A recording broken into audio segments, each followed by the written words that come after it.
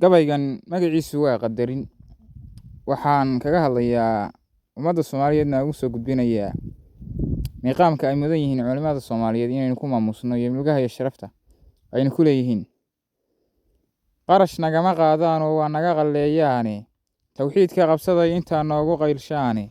khasaarana namay badino waa noo qubeeyaane, qur-aankana waxay noo baraan qaadir awgiye, qallibaad inay naga ceshaan waan u qirayaaye, culimada qadariyoo la jira waa dad qaaliyaay.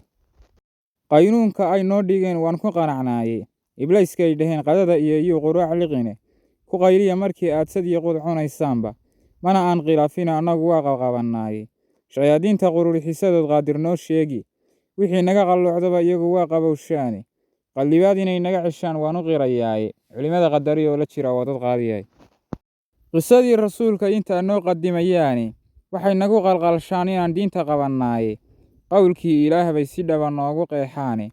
qallibaad inay naga ceshaan waan u qirayaaye, culimada qadariyoo la jira waa dad qaaliyaay.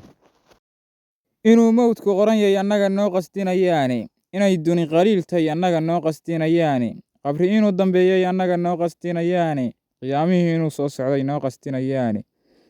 qorraxdani inay sahan tahay noo qasdinayaane, qallibaad inay naga ceshaan waan u qirayaaye, culimada qadariyoo la jira waa dad qaaliyaay. qulbadaha xuseen bay naftani qaraar u fushaaye, shiikhumalle qowlkiisa waan qiimo geliyaaye, goortaan mustafee qaayiban qabow dareemaaye, oo waan khushuuca walle diriir markuu qiimo, iyagoo qiyam taagan baan qorinaynaaye, qallibaad inay naga ceshaan waan u qirayaaye, culimada qadariyoo la jira waa dad qaaliyaaye. qabqabsiga waxaa jecel midkii aan qasdi lahayne, waxaa duni qiyaamadu hodaaqaya ruux beelay, waxa sharafta ka qooyay qodax ku jirhsiiya, waa walaaca ama qoomamiyo qil halaag mudane, qasrigii fardowsiyo waxaa ladaya milqaasa, waa wadaad qofkii raacayay qodob la faaleeyey,